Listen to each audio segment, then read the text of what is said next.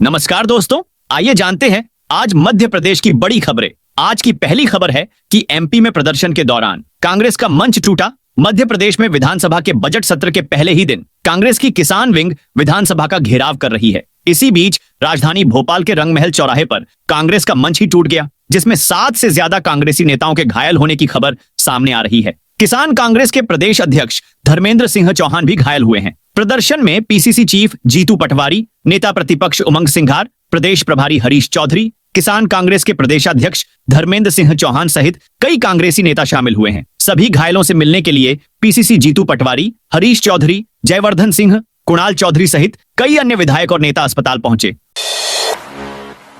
महाकाल की तर्ज पर बनेगा ओंकारेश्वर लोक। उज्जैन के महाकाल की तर्ज पर ओंकारेश्वर लोक बनाया जाएगा। निर्माणाधीन एकात्म धाम के काम में तेजी लाई जाएगी। नर्मदा परिक्रमा वासियों से जुड़े क्षेत्रों का विकास होगा। घाटों का सौंदर्यीकरण करेंगे। ओंकारेश्वर पहुंचे सीएम डॉ मोहन यादव ने रविवार को घोषणा धर्मसभा में की। महिला आरपीएफ कर्मियों के पास होगा मिर्च स्प्रे कैन। महिलाओं की सुरक्षित यात्रा सुनिश्चित करने के लिए भारतीय रेलवे ने एक सराहनीय पहल करते हुए महिला रेलवे सुरक्षा बल कर्मियों को मिर्च स्प्रे कैन से लैस करने का निर्णय लिया है। यह गैर घातक लेकिन प्रभावी उपकरण महिला आरपीएफ कर्मियों को चुनौतीपूर्ण परिस्थितियों में तेजी से कार्रवाई करने में सहायता करेगा, विशेष रूप से उन परिस्थितियों में जब वे अकेले यात्रा कर रही महिला यात्रियों या बच्चों के साथ सफर कर रही महिलाओं की सुरक्षा सुनिश्चित कर रही हों। बोर्ड परीक्षा कॉपी में एक गलत नंबर पर 100 जुर्माना। माध्यमिक शिक्षा मंडल की बोर्ड परीक्षाओं की कॉपियों का मूल्यांकन कार्य 13 मार्च से शुरू होना है। इसके लिए शिक्षा विभाग ने तैयारियां शुरू कर दी हैं। रविवार को मूल्यांकन कार्य के लिए शिक्षकों को प्रशिक्षण दिया गया कि 1 नंबर की गलती पर भी आपको 100 रुपए जुर्माना भरना होगा। उत्कृष्ट विद्यालय के प्राचार्य प्रवीण मंडलोई ने बताया कि प्रशिक्षण में शिक्षकों को बताया गया कि वे कॉपी चेक करते समय योग त्रुटि का विशेष ध्यान रखें। यदि किसी को 45 नंबर आए और आपने गलती से उसे 40 नंबर ही दे दिए तो उसका खामियाजा आपको भुगतना होगा और 500 रुपए जुर्माना भरना होगा। कांग्रेस बोली घर घर जाकर लोगों को पर्चे देंगे, तुम भिखारी हो। मध्य प्रदेश के पंचायत एवं ग्रामीण विकास मंत्री प्रहलाद सिंह पटेल के इस बयान को 1 सप्ताह बीत चुका है, लेकिन इस मामले पर सियासत अब भी गर्म है। कांग्रेस इस बयान को लेकर अब डोर टू डोर कैंपेन चलाने जा रही है। पार्टी घर घर पर्चे बांटेगी जिन पर लिखा होगा तुम भिखारी हो। दूसरी ओर बीजेपी ने मंत्री के इस बयान से दूरी बना रखी है। वहीं मंत्री जिस लोधी समाज से आते हैं उस समाज ने उनके समर्थन में मोर्चा संभाला है। समाज जिला स्तर पर कांग्रेस का विरोध प्रदर्शन कर रहा है और कांग्रेस के प्रदेश अध्यक्ष जीतू पटवारी का पुतला जला रहा है। एमपी में बीजेपी से मिले कांग्रेसियों को बाहर करेगी पार्टी। राहुल गांधी द्वारा गुजरात के कांग्रेस नेताओं की बीजेपी से मिली भगत और उन्हें निकालने के संबंध में दिए गए बयान की एमपी में भी व्यापक प्रतिक्रिया हो रही है। कांग्रेस को मजबूत करने गुजरात दौरे पर गए राहुल ने शनिवार को कार्यकर्ताओं से खरी खरी बात करते हुए कहा कि जनता विपक्ष चाहती है, बी टीम नहीं, उस ग्रुप के खिलाफ कार्रवाई करनी पड़ेगी जो भाजपा से मिले हुए हैं। इसके लिए 30 से 40 लोगों को निकालना पड़े तो निकाल देना चाहिए। राहुल के इस बयान के बाद मध्य प्रदेश कांग्रेस में भी हलचल मच गई है। प्रदेश के ऐसे नेताओं पर भी कार्रवाई की बात उठने लगी है। हर पुलिसकर्मी को बांटे जाएंगे वार्ड, मोहल्ले और गांव अपराधों पर अंकुश लगाने मप्र। पुलिस माइक्रोबीट प्रणाली लागू करने जा रही है, जिसमें गुंडे, बदमाशों, आपराधिक किस्म के लोगों पर नजर रख पाना आसान हो जाएगा। इसके तहत थानों में पदस्थ आरक्षक और प्रधान आरक्षक लेवल के पुलिसकर्मियों को बीट प्रभारी बनाया जाएगा। दरअसल अभी तक बीट का जिम्मा एसआई, एएसआई को दिया जाता था और बीट का एरिया भी काफी ज्यादा रहता था। अब माइक्रो बीट में शहरी क्षेत्र में मोहल्ले और वार्ड बांटे जाएंगे। वहीं ग्रामीण क्षेत्रों में 2 या 3 गांवों का जिम्मा दिया जाएगा। उन संबंधित गांवों में होने वाली तमाम गतिविधियों, आने जाने वालों की जानकारी और गांव के जिम्मेदारों का डेटा संबंधित माइक्रो बीट प्रभारी रखेंगे। वहां आपराधिक किस्म के लोगों, बदमाशों का रिकॉर्ड रखा जाएगा। उनकी एक एक गतिविधि की मॉनिटरिंग बीट प्रभारी करेंगे। शाजापुर में श्रीराम यात्रा पर पथराव की धमकी। शाजापुर में थाने पर हिंदूवादी संगठन के कार्यकर्ताओं ने सोमवार दोपहर आवेदन सौंपा है। इसमें बताया गया कि राज सोनी को सोमवार 10 मार्च को सुबह 11 बजे फोन पर अफजल पठान 23 निवासी ज्योतिनगर ने गाली गलौज कर हाथ पैर तोड़ने और जान से मारने की धमकी की है। साथ ही 30 मार्च को हिंदू नववर्ष पर निकलने वाली श्रीराम जी की यात्रा पर पथराव और शहर में कानून व्यवस्था बिगाड़ने की धमकी दी है। क्रिकेट में जीत के जुलूस के दौरान पत्थराव मध्य प्रदेश के महू में चैंपियंस ट्रॉफी में टीम इंडिया की जीत के बाद निकल रहे जुलूस के दौरान विवाद हो गया। दो गुट आमने सामने आ गए। लोगों ने दुकानों और वाहनों को आग लगा दी। पेट्रोल बम भी फेंके गए। पुलिस ने स्थिति संभालने के लिए लाठीचार्ज किया और आंसू गैस के गोले भी छोड़े। सेना के जवानों ने भी मोर्चा संभाला। करीब 2.5 घंटे बाद हालात काबू में आ सके। घटना रविवार रात करीब 10 बजे की है। भारत की जीत के बाद 100 से ज्यादा लोग 40 से ज्यादा बाइक पर सवार होकर जुलूस निकाल रहे थे। इसमें शामिल लोग जय श्री राम के नारे लगा रहे थे। इसी दौरान जामा मस्जिद के पास आतिशबाजी को लेकर कुछ लोगों के साथ विवाद हो गया। पीछे चल रहे 5-6 लोगों को दूसरे पक्ष के लोगों ने रोक लिया और मारपीट शुरू कर दी।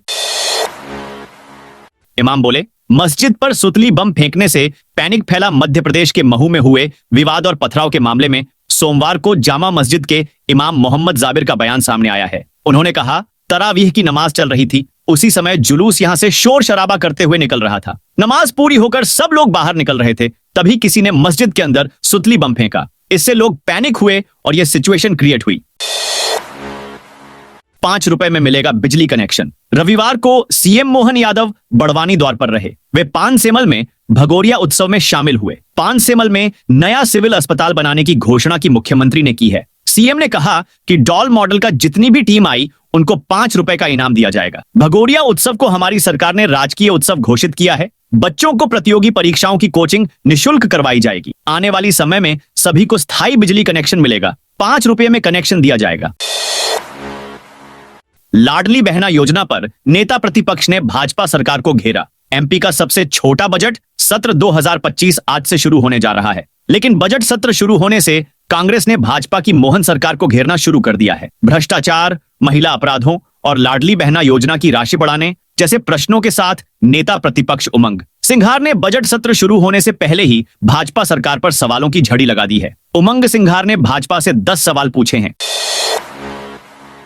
राज्य बजट को 10 से 15% बढ़ा सकती है। मोहन सरकार मध्य प्रदेश में 16वीं विधानसभा का 5वां सत्र सोमवार से शुरू होगा। इस सत्र में सरकार राज्य का बजट पेश करेगी। यह कोरोना काल को छोड़कर अब तक के विधानसभा इतिहास का सबसे छोटा सत्र होगा। 15 दिवसीय सत्र में कुल 9 बैठकें होंगी। राज्यपाल के अभिभाषण से बजट सत्र की शुरुआत होगी। इसके लिए विधायकों ने लिखित सवालों की बौछार लगा दी है। विधानसभा सचिवालय को विधायकों के 2939 लिखित, 1078 सवाल ऑनलाइन और 1154 प्रश्न ऑफलाइन मिले हैं। विधानसभा अध्यक्ष नरेंद्र सिंह तोमर ने रविवार को सत्र की तैयारियों का जायजा लिया।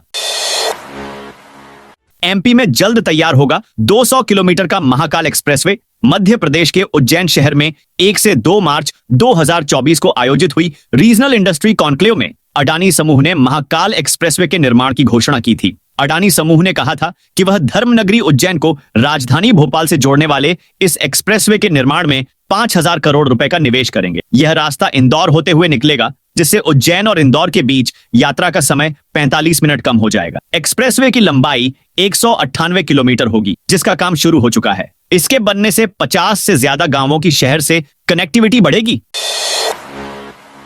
कलेक्टर कार्यालय में 65 विभाग हुए ऑनलाइन। एमपी के मंदसौर कलेक्टर कार्यालय में कलेक्टर, एडीएम, आबकारी अधिकारी सहित अन्य विभाग के अधिकारियों की टेबल पर अब फाइलें नजर नहीं आएगी। ना ही कोई अधिकारी कर्मचारी वरिष्ठ अधिकारियों के कार्यालय में फाइलें लेकर जाते दिखेंगे। इसका सबसे बड़ा कारण कलेक्टर कार्यालय अब ई ऑफिस हो चुका है। कलेक्टर कार्यालय के अंतर्गत आने वाले सभी 65 विभागों का वर्तमान का डाटा अपलोड कर दिया गया है। अब पुराने रिकॉर्ड को अपलोड किया जा रहा है। हालांकि इसमें समस्या आ रही है, लेकिन 3 माह में यह कार्य पूरा हो जाएगा।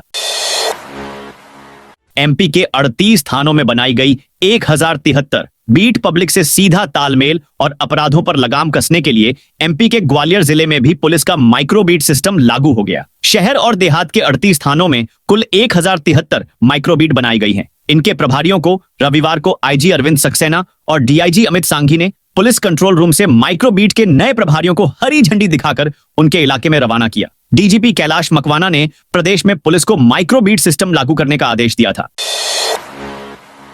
1 लाख सरकारी नौकरियों की भर्ती का होगा ऐलान। मध्य प्रदेश सरकार 12 मार्च को वित्तीय वर्ष 2024 से 25 का बजट पेश करेगी। इसमें 1 लाख नई नौकरियों का ऐलान हो सकता है। इसके अलावा सरकार गरीबों के लिए 6 लाख से अधिक मकान और किसानों के लिए मुख्यमंत्री कृषक प्रोन्नति योजना का भी ऐलान कर सकती है। मंत्रालय सूत्रों के मुताबिक इस बार बजट 4 लाख करोड़ रुपए से ज्यादा का हो सकता है। इसमें महिला, किसान, युवा और गरीब पर ज्यादा फोकस रहेगा। किसानों के लिए शुरू की जा रही प्रोन्नति योजना में धान पर 4,000 रुपए प्रति हेक्टेयर प्रोत्साहन राशि तो दूध उत्पादक किसानों को 5 रुपए प्रति लीटर बोनस देने का प्रावधान किया जा सकता है।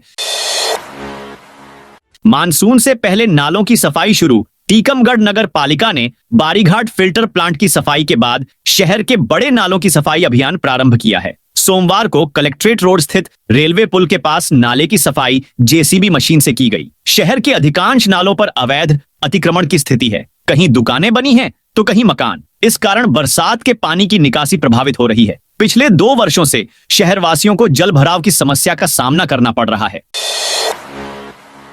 एरिया एजुकेशन ऑफिसर संभालेंगे। स्कूलों की जिम्मेदारी 1 अप्रैल से स्कूल शिक्षा विभाग में ब्लॉक रिसोर्स कोऑर्डिनेटर BRC की व्यवस्था समाप्त कर दी जाएगी। इसकी जगह एरिया एजुकेशन ऑफिसर EO नियुक्त किए जाएंगे। शिक्षा विभाग पहली बार AI आधारित पोर्टल 3.0 विकसित कर रहा है। ये पोर्टल स्कूलों में शिक्षकों की कमी और अतिरिक्त शिक्षकों की जानकारी स्वचालित रूप से अपडेट करेगा। इससे विभागीय काम समय पर पूरे होंगे। होली से पहले रेलवे ने चलाई 20 स्पेशल ट्रेन। होली पर यात्रियों की सुविधा और अतिरिक्त यातायात को ध्यान में रखते हुए रेल प्रशासन ने मध्य प्रदेश के लिए कई विशेष ट्रेनों का संचालन किया है। ये ट्रेनें राज्य के प्रमुख शहरों जैसे भोपाल, इंदौर, जबलपुर, ग्वालियर, उज्जैन, सागर, रीवा, सतना और अन्य क्षेत्रों को जोड़ती है। होली पर्व के दौरान यात्रियों को सुगम और सुरक्षित यात्रा सुनिश्चित करने के लिए इन विशेष ट्रेनों का संचालन किया जा रहा है। मऊगंज में 2 पटवारी सस्पेंड। मऊगंज में SDM BK पांडे ने राजस्व कार्यों में लापरवाही के कारण 2 पटवारियों को निलंबित कर दिया है। उधौपुरवा हल्का के कमलेश कुमार पाठक और नरैनी हल्का के ललित प्रसाद शर्मा पर कार्रवाई की गई है। दोनों पटवारियों की फार्मर रजिस्ट्री, ROR और राजस्व वसूली के कार्यों में लापरवाही मिली है। इसके साथ ही वे EKYC कैंप में भी अनुपस्थित रहे। SDM ने निलंबन काल के दौरान दोनों पटवारियों का मुख्यालय तहसील मऊगंज निर्धारित किया है। काले नकाब पहनकर विधानसभा पहुंचे कांग्रेस विधायक। मध्य प्रदेश विधानसभा के बजट सत्र की शुरुआत सोमवार को राज्यपाल मंगूभाई पटेल के अभिभाषण से हुई। राज्यपाल ने कहा, अगले 3 साल में किसानों को 20 लाख सोलर पंप बांटे जाएंगे। 5 रुपए में सिंचाई के लिए स्थायी बिजली कनेक्शन दिया जाएगा। नर्मदा घाटी विकास योजना और जल संसाधन विभाग की मदद से प्रदेश की सिंचाई क्षमता 50 लाख हेक्टेयर से बढ़कर अगले 3 साल में 100 लाख हेक्टेयर तक हो जाएगी। नदी जोड़ो परियोजना मध्य प्रदेश की तस्वीर बदलेगी।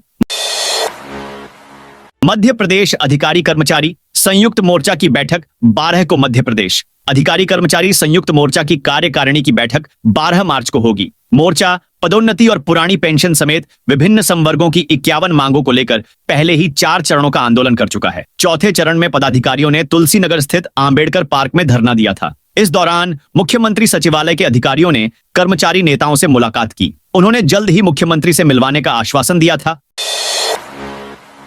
खरगोन के 20 मजदूरों को महाराष्ट्र में बनाया बंधक। महाराष्ट्र के सोलापुर में गन्ना कटाई के लिए गए खरगोन जिले के जमलपुरा के 20 से अधिक मजदूर परिवारों को बंधक बना लिया गया था। ये मजदूर नवंबर में एक ठेकेदार के बुलावे पर सोलापुर गए थे, जहां उन्हें बंधक बनाकर रखा गया और 7 लाख रुपए की मांग की गई। इस पर विरोध जताने पर मजदूरों को बेरहमी से पीटा गया। एक मजदूर दंपति को सिर और चेहरे पर गंभीर चोटें आईं, जिससे वे बोलने में भी असमर्थ हो गए थे।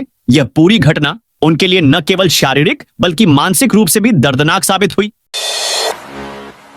बैतूल में 21 मार्च से नलकूप खनन पर रोक। बैतूल कलेक्टर ने नलकूप खनन पर लगे प्रतिबंध में संशोधन किया है। 4 मार्च को लगाया गया प्रतिबंध अब 21 मार्च से प्रभावी होगा। कलेक्टर के मुताबिक जिले के किसानों और जनप्रतिनिधियों ने प्रतिबंध से कुछ समय की छूट की मांग की थी। किसानों की समस्या और आम जनता की मांग को देखते हुए कलेक्टर ने तकनीकी अधिकारी से चर्चा की। इसके बाद 4 मार्च के आदेश में संशोधन किया गया। श्योपुर में यातायात नियम तोड़ने वालों पर कार्रवाई। यातायात व्यवस्था को सुरक्षित बनाने के लिए सोमवार को विशेष चेकिंग अभियान चलाया गया। यातायात थाना प्रभारी निरीक्षक संजय सिंह राजपूत के नेतृत्व में टीम ने कई स्थानों पर वाहनों की जांच की। अभियान में कई तरह के नियम उल्लंघन पाए गए। इनमें बिना नंबर प्लेट और अमानक नंबर प्लेट वाले वाहन शामिल थे। साथ ही हूटर, सायरन, लाल नीली बत्ती और VIP स्टिकर लगाने वाले वाहन चालक भी पकड़े गए। तेज रफ्तार से चलने वाले डंपर, ट्रेलर और ओवरलोड वाहनों की भी जांच की गई। नीमच में पुलिस ने निकाला फ्लैग मार्च नीमच पुलिस ने रविवार शाम को आगामी त्योहारों के मद्देनजर शहर में शांति और सुरक्षा व्यवस्था को मजबूत करने के लिए फ्लैग मार्च निकाला। फ्लैग मार्च फव्वारा चौक, बारादरी और मूलचंद मार्ग से होते हुए दशहरा मैदान पहुंचा। इसके बाद टैगोर मार्ग और बघाना होते हुए नीमच सिटी से वापस कंट्रोल रूम पर समाप्त हुआ। तो दोस्तों, ये थी आज मध्य प्रदेश की बड़ी खबरें। आप इस वीडियो को कौन से जिले से देख रहे हैं, उस जिले का नाम कमेंट में लिखे।